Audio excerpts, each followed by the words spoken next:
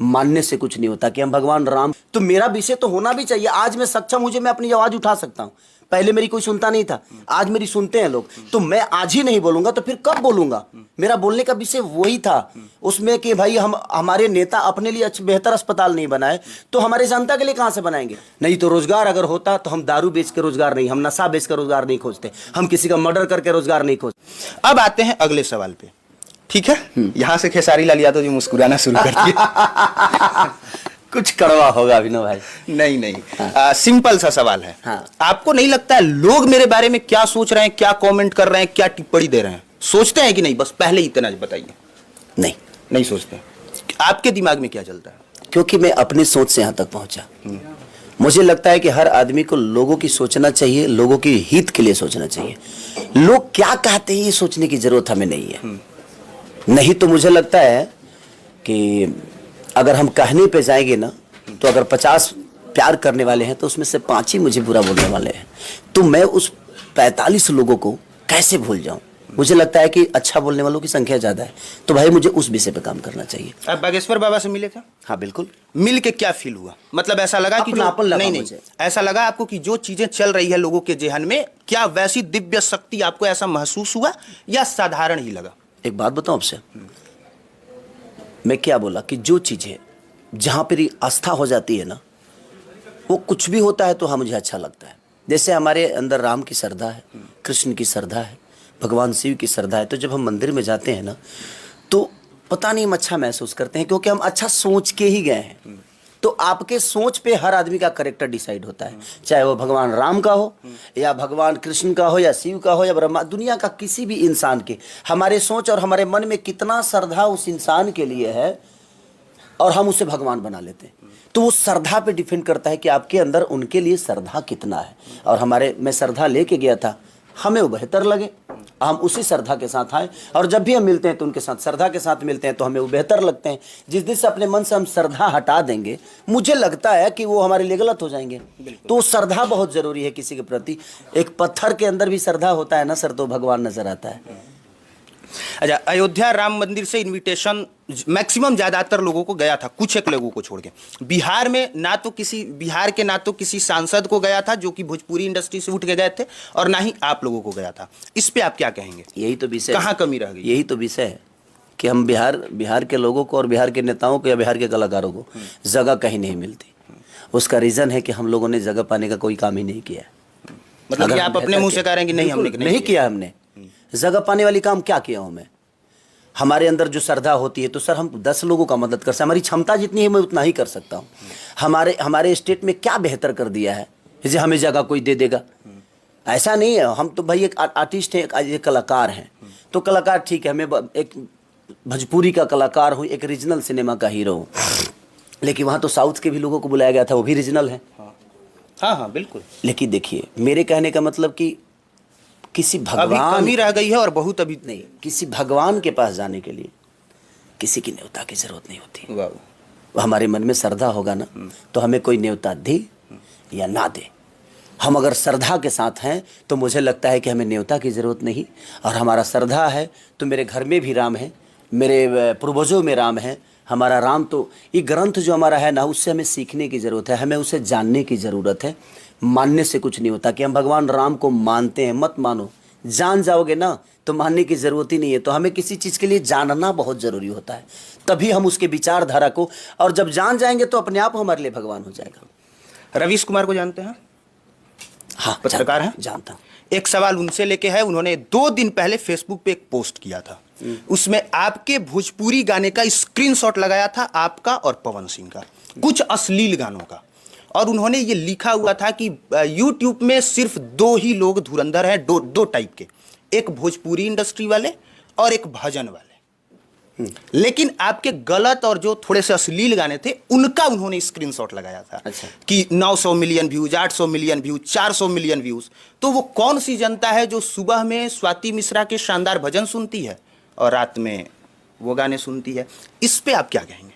देखिए हमारे लिए मुझे लगता है ना कि जितना सक्रिय स्वस्थ भोजन है उतना ही सक्रिय मटन चिकन भी है। क्या ही बोल दिया आपने।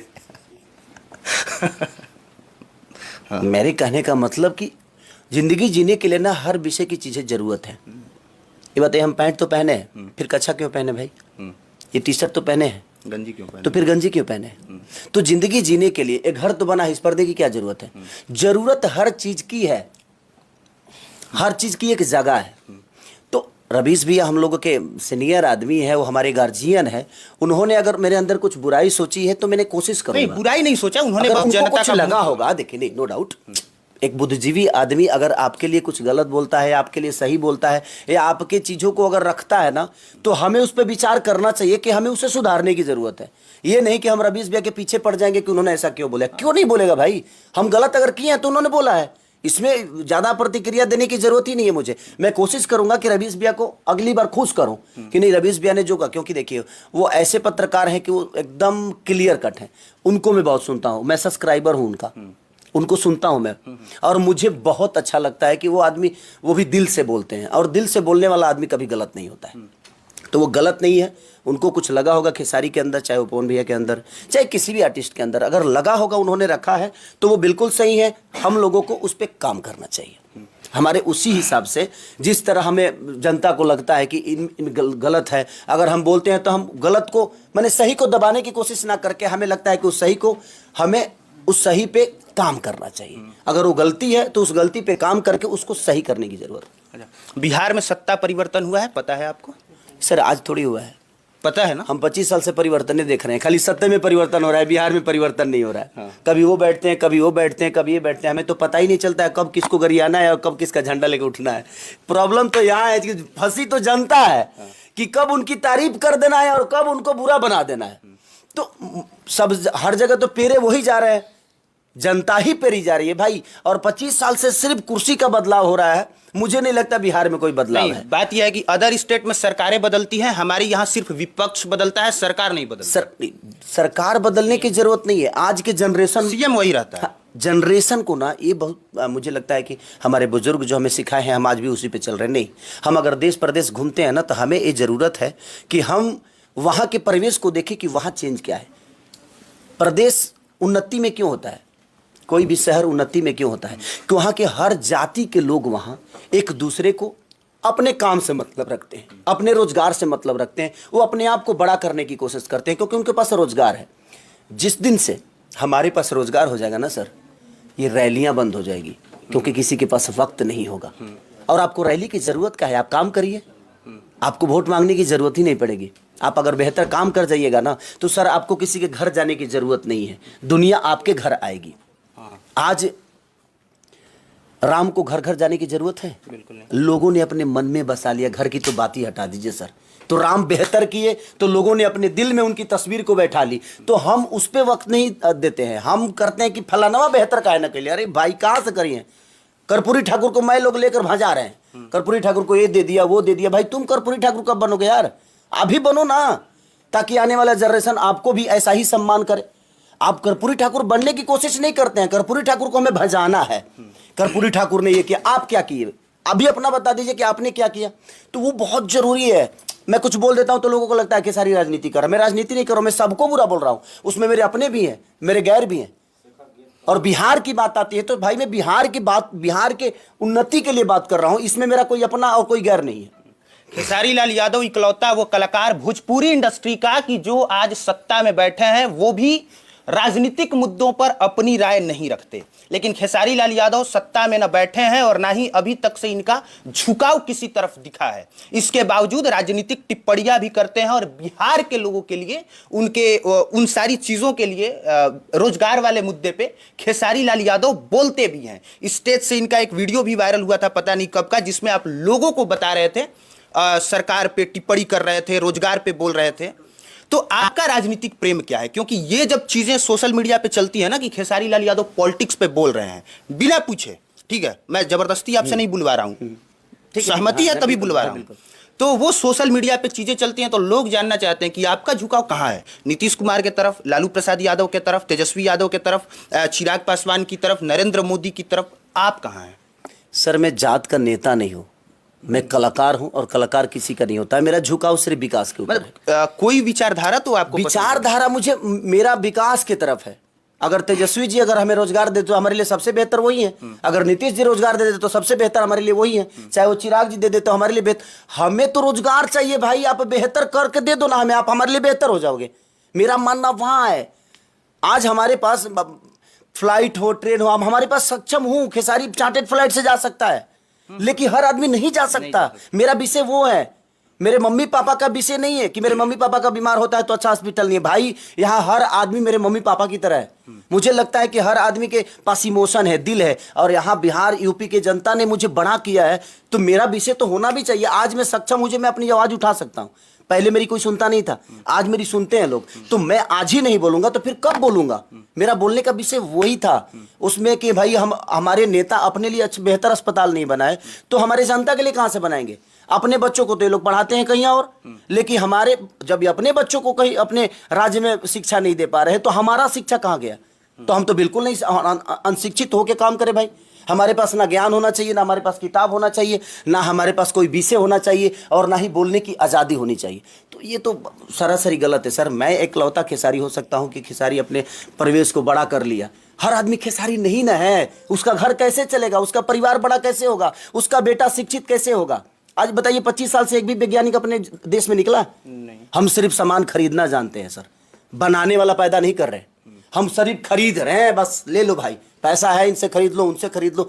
भाई हर जगह वैज्ञानिक पैदा हो रहे हैं, हमारे देश में तो वैज्ञानिक तक पैदा नहीं हो रहे हैं सर, जो देश को आगे चल के हमें किसी मिसाइल की जरूरत होगी तो हम बना सके। हम दूसरे के भरोसे हमारा केंद्र भी है सर। ऐसा नहीं है कि सिर्फ दूसरी राज्य है, लेकिन बिहार ज़्यादा प्रॉब्लम है इसलिए है कि इसके पास रोजगार नहीं है।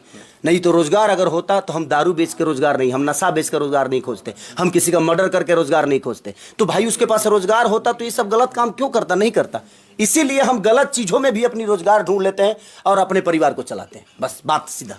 तो बस इसीलिए जब हमने स्टार्टिंग में परिचय दिया कि नमस्कार मेरा नाम खेसारी लाल यादव है और हमें घंटा फर्क पड़ता है कि हमारे बारे में कौन क्या सोचता है, मैं वही करता हूं जो मुझे जायज़ लगता है, जो मुझे सही लगता है, और मैं उसे सही साबित भी करता हूं।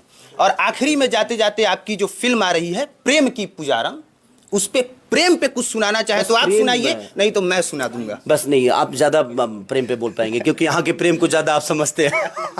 प्रेम ऐसी चीज है, मैं क्या बोला कि प्रेम अगर मन में है ना तो मुझे लगता है कि पूरी दुनिया आपके कदमों में है। तो प्रेम बढ़ाइए। प्रेम ऐसी चीज है कि प्रेम जहां भी है ना मुझे लगता है कि पूरी दुनिया वहां है। बिल्कुल। आज राधा का प्रेम देखिए ना सर, वो राधा किसी से प्रेम करके आज पूरी दुनिया की किताब में आ गई, पूरी दुनिया के आस्था में आ गई।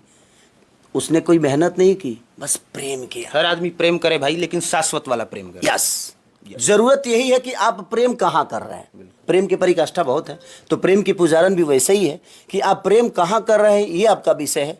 अगर वो गलत दिशा में जा रहा है ना सर, भगवान से प्रेम करके भी गलत आदमी करता है।